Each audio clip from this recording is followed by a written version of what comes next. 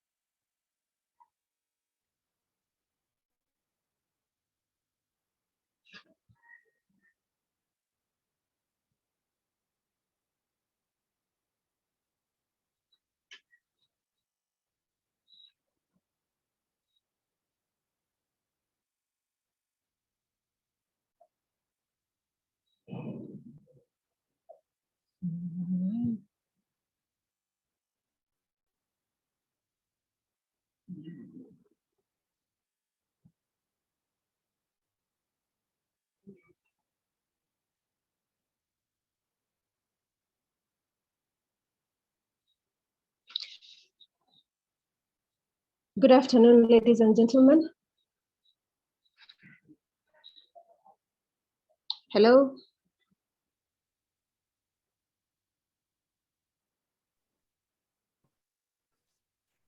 Hello, Msengeti, this is Noel. So we are all on? Yeah. Hello, Peter, can I go on? Can I go ahead? Thank you. Good afternoon, ladies and gentlemen. My name is Rufina Msengeti, nurse at Coast General Teaching and Referral Hospital. Branch Chair, Coast General, NNK branch, as well holding a position as Mombasa branch, NNK chairperson. Welcome to this session. We're having a webinar this afternoon on comorbidity in COVID-19 and caregiver burden.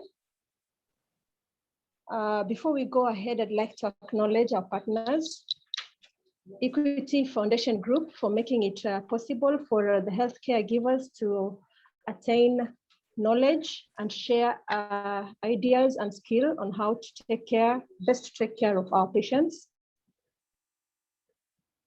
And I'd like to also acknowledge healthcare professional associations and specialty associations that are part of this webinar. Our participants, we are glad to have you on board. Welcome.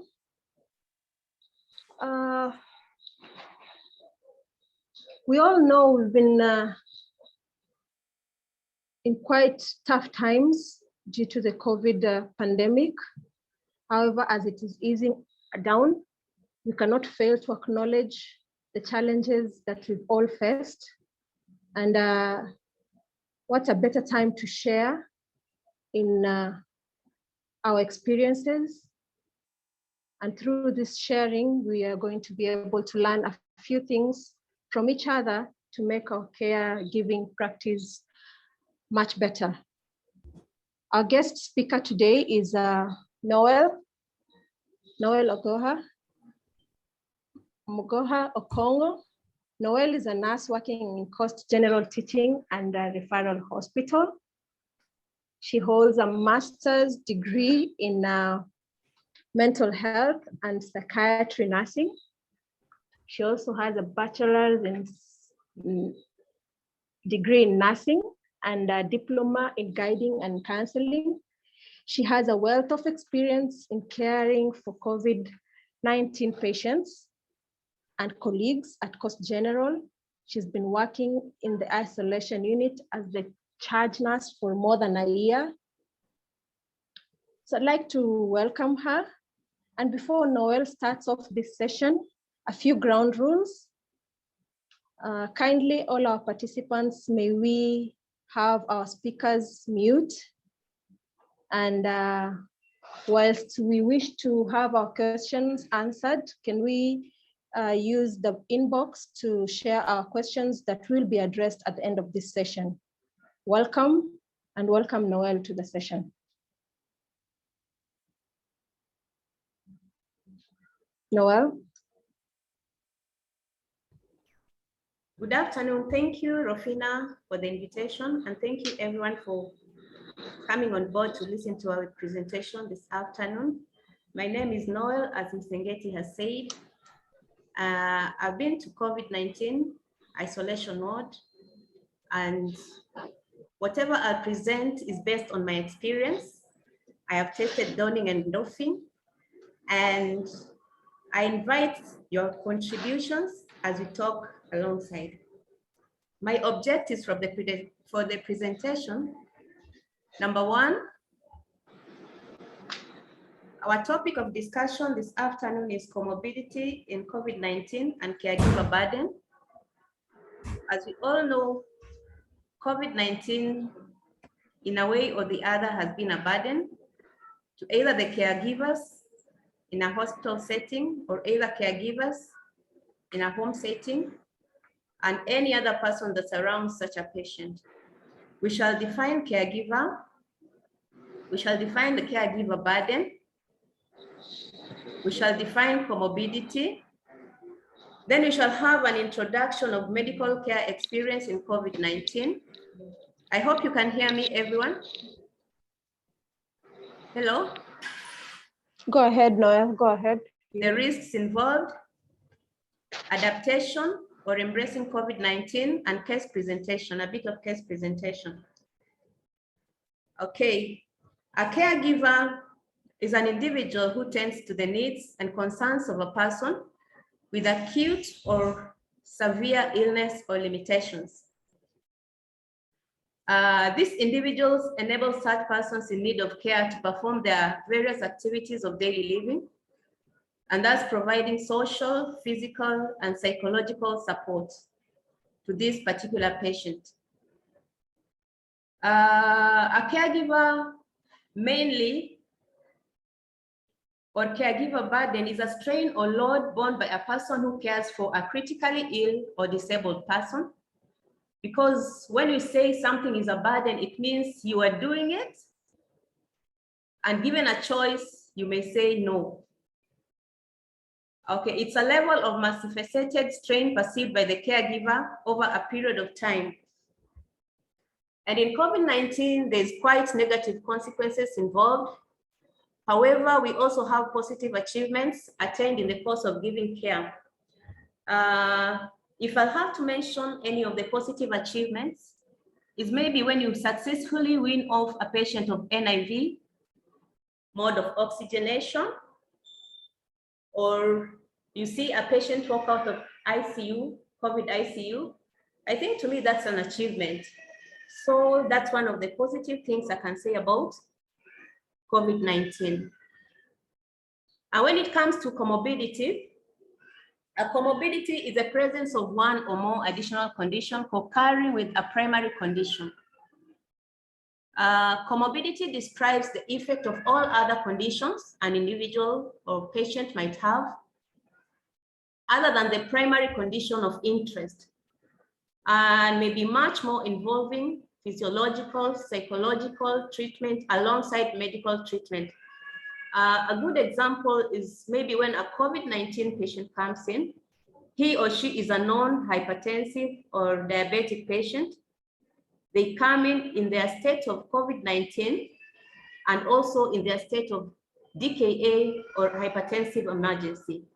So in such a scenario, it is so obvious you're torn in between managing the emergencies in COVID-19 or managing the emergencies in the comorbidities involved. I'll have an introduction of medical care experience in COVID-19.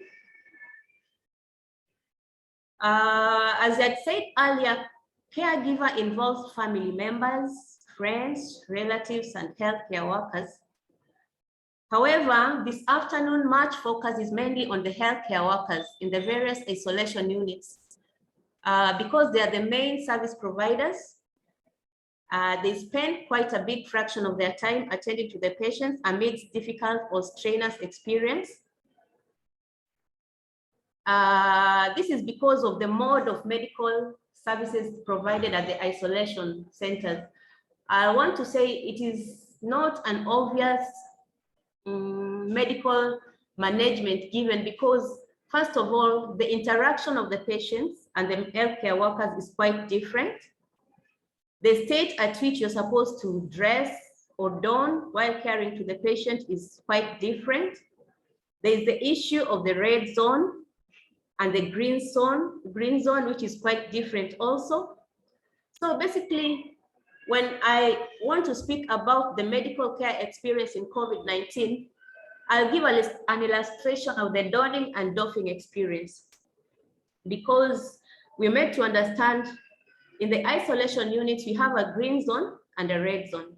And then we have the two exits, the exit and the entry door. So in a scenario whereby you want to attend to a patient who is COVID-19 positive, and then they also have other medical conditions, we come into donning first. I may say it is strenuous, especially at the coast region where I come from or where I've worked, because the weather alone does not give you the comforts of donning.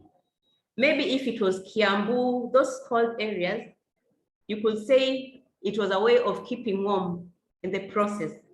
But when you want to don in coast region, first of all, you want to ask yourself, should I or should I not? I remember one of the times when I was donning, I was like, I can do it halfway. But then I remember, if I do it halfway, what if it was those initial stages of COVID, when COVID was COVID, you know, when everyone was fearing COVID. So donning and doffing experience is quite challenging.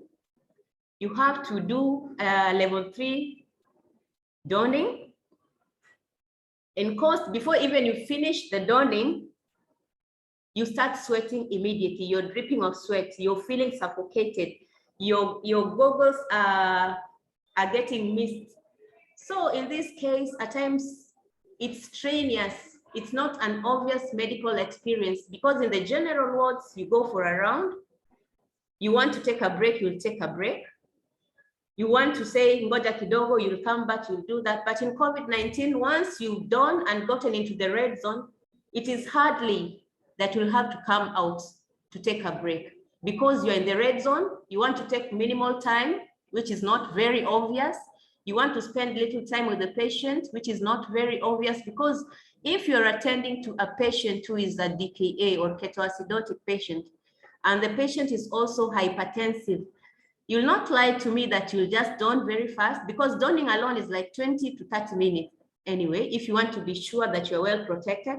And then you get in there, you want to run your sugars, you want to do fluids to the patient, you want to take vital signs. So this is part of the strain I'm talking about, or the burden.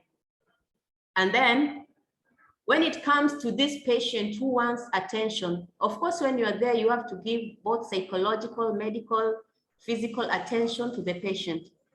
And remaining in the red zone, donned in PPE, is the biggest or much strain, although it's the WHO standards of prevention against contracting COVID-19. I'd said earlier, spending minimal time in the red zone as required is not practical due to the nature of medical treatment required by the COVID-19 patients. And remember, like in Coast General Teaching and Referral Hospital, we have a COVID ICU.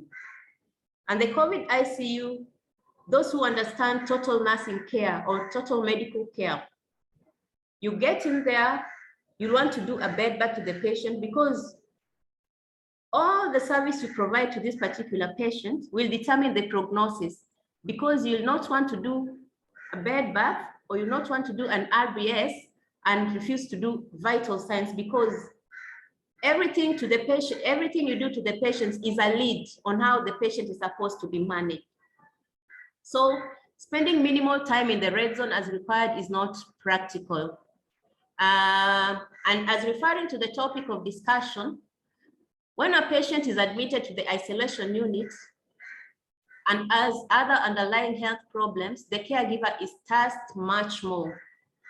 And I would say from experience, when I was in the isolation units, most of the patients were having other comorbidities. If it's not DKA or it's not hypertension, some of them would come in with surgical conditions. You'll need to dress the patient inside the red zone, inside of a PPE, and amidst the heat in Coast General.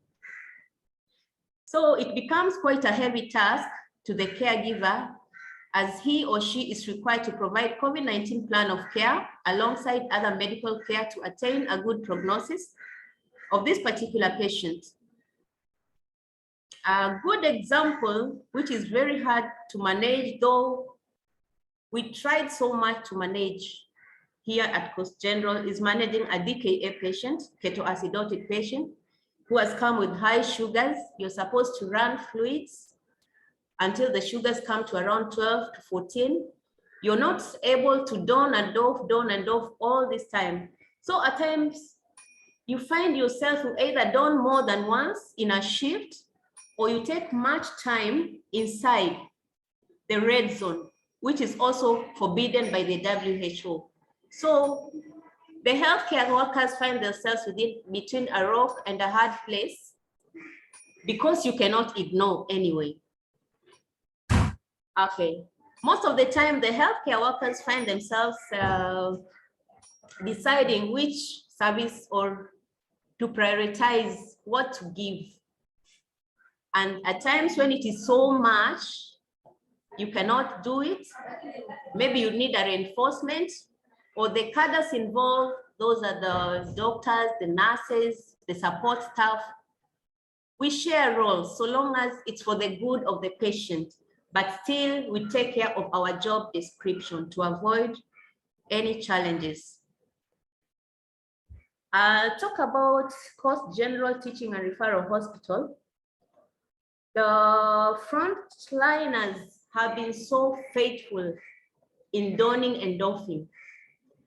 At every particular shift, we had somebody get in because it was routine. It was a religious way of managing the patient. Because if you don't do so, we are going to have either a high mortality or the patients will take long in the red zone. And that's not part of the things we want to do. We want to manage the patients as much as possible so that we can discharge them to the general wards with 2 negatives of COVID tests. So some of the tests that we committed ourselves to do, our services we committed ourselves to do to the patients included taking vital signs in every shift, taking RBSs, that is random blood sugars and fasting blood sugars in DKA patients, fluid administration in the patients, wound dressing, feeding, sample collections, patient reviews, and total medical and nursing care in COVID ICU. We also had a COVID theater where we performed several C-sections and X-labs to the various COVID-19 patients. So to me, this was a total commitment because remember, we are the only institution which had a COVID-19 setup in the initial stages where we had COVID. And we had to get most of the referrals even outside Mombasa County. And remember, it will say don't transfer, but once a patient has come to your door, you cannot return the patient because the patient comes in with saturations. We used to get saturations around 60, 50. So we have to rush to the ICU. And that's where we started from. We should note that offering these essential services is directly proportional to the patient's prognosis and outcome. If you ignore one, the other one will not be okay. And such procedures also guide the nature or mode of treatment to be given. For example, when a patient comes in, they are given a treatment that they don't respond so well to. If you don't do wholly what you're supposed to do, you'll not get a way of changing management, either treatment or other medical and nursing care management. So we used to commit ourselves so much to do that. And I'll give an illustration of teamwork in COVID-19 isolation wards, where role sharing was one of the things we used to do. Because, for example, a medical officer is inside the red zone. And then a nursing officer is also donned inside the red zone. And then maybe it is tea time, because remember, we also have to feed our patients.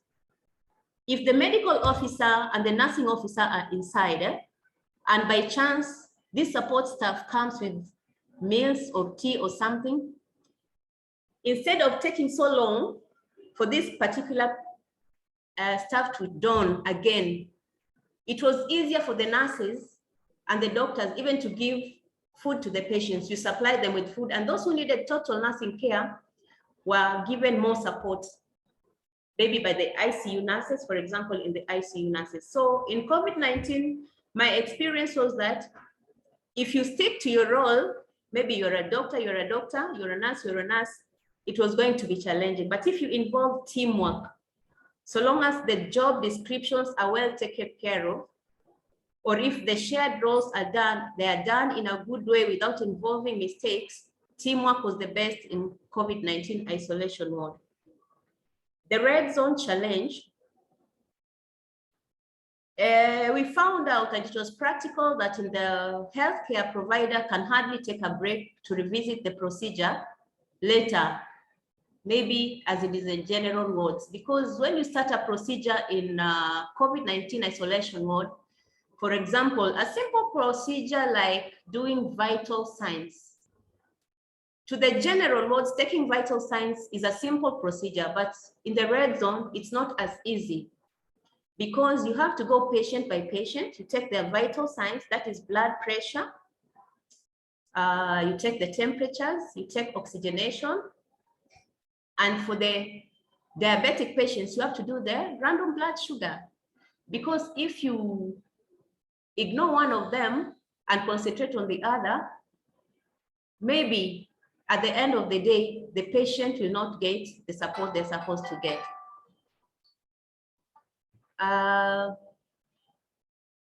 And that's why we say COVID-19 case management alongside other comorbidities is a totally different approach of medical practice, and it's quite strenuous to this particular healthcare worker. Risk-taking and challenges involved are more than enough in COVID-19 isolation wards. I want to praise the staff who have been at the isolation wards, and I'll still emphasize CPGH because I am a witness of what happens there. There was this particular scenario in risk-taking. We used to don, or the staff who used to don on those particular days will take up to 3 hours. And that's why WHO guidelines were not practical here. It was easy to say, but practically you cannot get in, take 30 to 1 hour minutes, and then you decide to come out. So there's this particular day, we used to do NIV masks in isolation ICU. This is a mask which used to give high pressure to the patients so that their lungs could be able to absorb much oxygen. So we get this nurse who got into the isolation unit, has been in the ICU because she was an ICU nurse for like 3 hours. And then she exits through the exit door. She comes back to the nurse's lounge. In Coast General, we have, and we still have a CCTV monitor to monitor patients in the various wards, that is the male ward, female ward, ICU. So we are able to view our patients from the lounge. That's a plus for us. So she comes to the lounge, and then looking at the ICU, you know, not all the patients in ICU are sedated. Some of them are very conscious, but their lungs need this high flow oxygen. So we see a patient trying to remove the NIV mask. And most of them, once they try to remove the NIV mask, the saturation goes up to around 40, 50, you know. So this nurse has doffed, you remember, and donning is around 20, 30 or 15 minutes to be sure you're well protected. So this nurse comes in, we look at the CCTV, the patient is removing the NIV mask, and the monitor, the central monitor in the lounge is showing the saturations. So what did we do? You cannot take time to don again. This nurse had to do a level 1 PPE, where she just wrapped herself and then N95, and she jumped back into the red zone. I know it was a mistake by then, but it was selfless to do that. So she got in, and the rest had to don very fast to join her in so that the patient will be stabilized again. And then usually we used to have patients, like in 2 occasions, we had patients who wanted to write their will in ICU. So one of the patients at least walked out of the ICU, but this other patient did not make it. But then you need to make such a patient walk out of the ICU alive and well. There was much tasks involved. Anytime this patient will want to give up, because basically they used to give up. They're saying, no, no, no, I'm tired. I just want to die. Give me a paper. I want to write my will. True, it was given. She wrote the will, but at least she made it. So these are the scenarios that were involved in and the risk involved for the nurses or the frontliners. But I thank God because all of us are alive and well. None of us even, okay, we lost none of us of the caregivers in Coast General. And however, most of them, or most of us suffered COVID alongside, but they got well. I want to talk about adaptation and embracing COVID-19. From definition, adaptation is basically a process by which a species is fitted to its environment, or rather you get used to something, or it's the act or a process of changing to better suit a situation. I want to talk about the current situation in COVID-19 and the previous situation around March to February or April in 2020. I remember so well when COVID was just at its peak, or it was, I think, the second wave or the first wave towards the end. Practically, there were so many very, very sick patients, and no one would want to mention COVID, especially in the general wards, and continue working. So anybody who came with difficulty in breathing, any person who came with signs and symptoms of other comorbidities, maybe pulmonary edema, but presenting as COVID, was not welcomed at all in the other wards. I can't blame anyone because everyone was fearing COVID by then. But when you take COVID then and COVID now, the gap is very big. Because currently, I think each and every one of us, or every one of us listening to me, you're able to cope up with COVID. And this means you have adapted and you've seen it for a long time. So you want to believe if you survived the first wave and the second wave, what about this third wave? So that's where adaptation comes in, and we have embraced COVID and we are moving along with it. But much challenge were experienced because we all know that during the initial stages of COVID, we used to have a scenario whereby you take a swab. I think it was the PCR swabs that were being taken then. They are sent either to Cambridge or elsewhere. And this particular patient had to wait for like a week to get their tests done. And I think that time, not much of rapid tests were introduced. So we used to take like a gap of a week to wait for results. And then this patient is deteriorating. Remember, is the outcome at the end of 1 week is going to be a negative of COVID results. But then, since everyone is taking precaution against COVID and against taking care of a suspected COVID patient, not much was able to be done to such a patient. So the challenges here were that maybe you see a patient deteriorate, you've tried your best to give the services within the allowed rules and regulations, yes, but then you're still waiting for a COVID result, like maybe during a patient who had like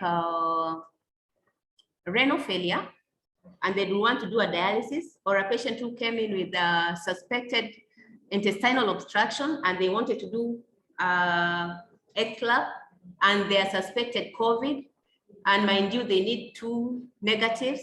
So at times those were the challenges involved in managing COVID patients. But currently, I think we are good enough, we're good to go. We don't concentrate much on the signs and symptoms. We also want to do a differential diagnosis. And thank God to the CT scan, which also gives us a score or a baseline of management, if it's a COVID or not COVID patient. So in flooding, it involves exposure therapy, which is a form of behavior therapy and desensitization based on respondent conditioning. And this is a good treatment for phobias and anxiety. And I think most of us are there. And that's why we no longer care about COVID-19. Most of us can attest, you don't put on masks as much as you used to do initially. Most of us have forgotten hand sanitization. Most of us are no longer washing our hands as we used to do. I remember I saw some clinicians who used to open the doors with their foot, as if they don't want to hold the door handles, you know, but tell me who can do that now. So it's an achievement. We have moved far with COVID, and I think we are also going far, and soon and very soon it's going to face off. So by spending time in COVID-19 patients, or with COVID-19 patients and disease being around for quite some time, most people are bound to get used to the situation, and we have positively moved on. And then flooding also extinguishes the undesired responses to a feared situation and is used to take care of most phobias, as said earlier. There has also been quite a form or transformation in management of COVID too. I remember when around the second wave, there was the introduction of remdesivir and Actembra and Solubedrol and other mode of treatment, pharmacological treatment in COVID-19. And then this also came with so much expenditure to the various patients involved. This is because I remember so well a vial of remdesivir was around 15,000, 10,000, 12,000. Actembra was more than 100,000 those days. But at the moment, I'm being told because the management has changed. Currently, maybe the remdesivir is no longer being used. And remember, those days, if you didn't afford that remdesivir vial, it meant you're not able to treat your patient. And then the panic and anxiety also is no longer there. There is no so much, what is this? We used to do some steaming for the patients, or we encourage them to do steaming at home. Nowadays, it's not so much talked about. There used to be use of dexamethasone and other steroids, but maybe currently they're not so much in, because at the current wave, I'm told you treat symptomatically. If you're this person who has tested positive and there's no symptoms or signs, just be yourself, accept, live positively, and redo a test and maybe move on. So it is evident that much has changed in COVID-19, and the treatment modalities are not as expensive compared to the other times, the earlier times. And maybe for the sake of a DKA patient, which I'll use for a case presentation, I'll give a practical example. Maybe a patient comes in with DKA, hypertension, or acute kidney injury. This patient may have difficulty in breathing, may have fevers because of maybe infection. He comes to the tent to be seen, to the receiving area of COVID-19. The patient is not able to be managed as soon as possible because we want to rule out some other issues presenting other than the suspected COVID-19, because we shall do our test. Yes, the pressures are high, they're on treatment, the DKA is there, they're supposed to be getting fluids. But remember, once they get into the red zone, the commitment of treatment, truth be told, is not very, very, very good compared to other general wards because of the hardships you have experienced. And the issue of differential diagnosis has taken a big picture currently, whereby when a patient comes in as a suspected COVID-19 patient, we also bring on board the issue of differential diagnosis, whereby this patient will want to know what else can cause this, because there are other conditions other than COVID-19 which present with DIB, difficulty in breathing, with low oxygenation and stuff like that. So thanks to the developments, because at least all the patients currently receive care as required, none is ignored, none will miss treatment because we want to rule out COVID-19 results. And a plus for us in Post General, we have our COVID lab where we do our COVID PCR test and rapid tests, especially for emergencies. Maybe somebody wants an emergency theater, emergency CS. We have the rapid tests, but also we have COVID lab tests where we do our COVID test for our patients. I would sincerely want to sum up by giving a commendation to the frontliners for their unwavering support and commitment to the patients.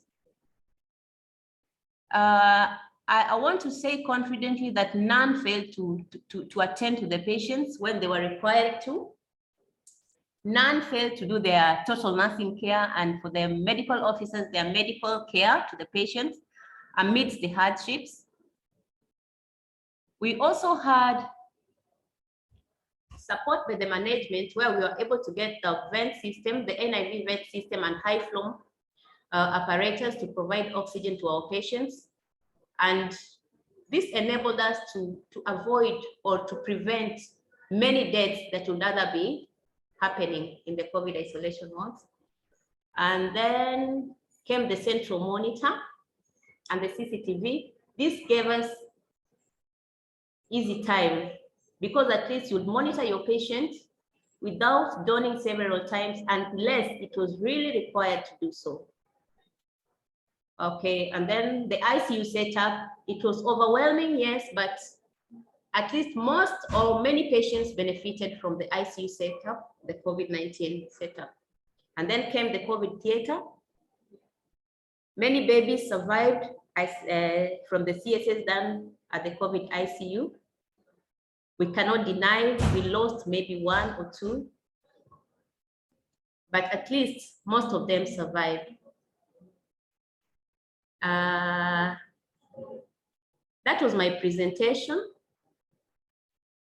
I want to say we came, we saw, we conquered, and we're still conquering COVID because all of us are here alive and well.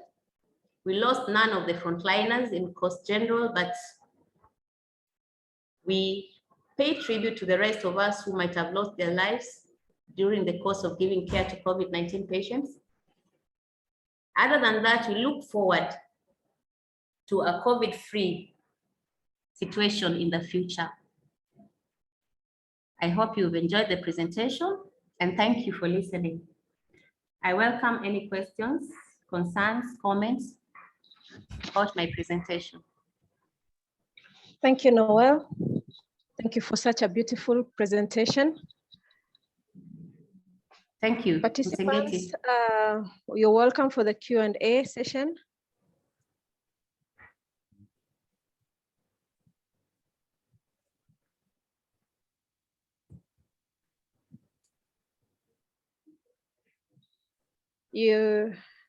Yes, Hezekiah Katana.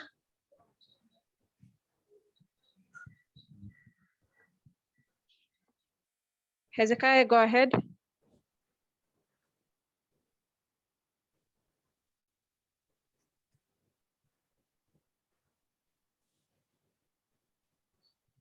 David Okongo.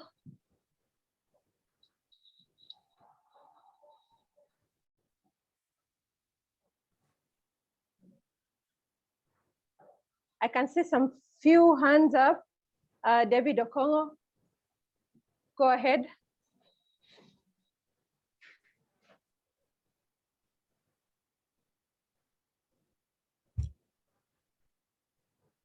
Hello, go ahead, David. Well, I guess we lost David. Hezekiah Katana.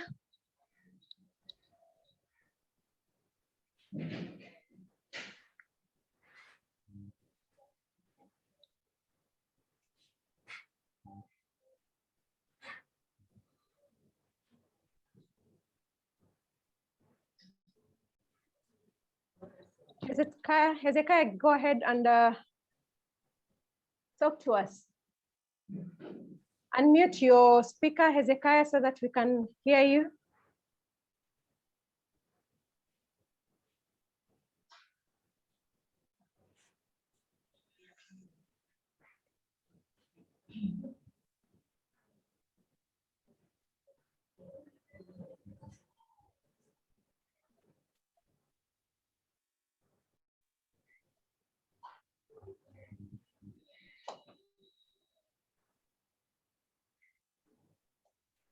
Thank you, Solomon Soro,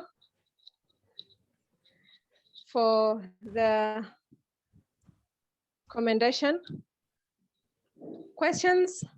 Questions to Noel? Questions to Msengeti?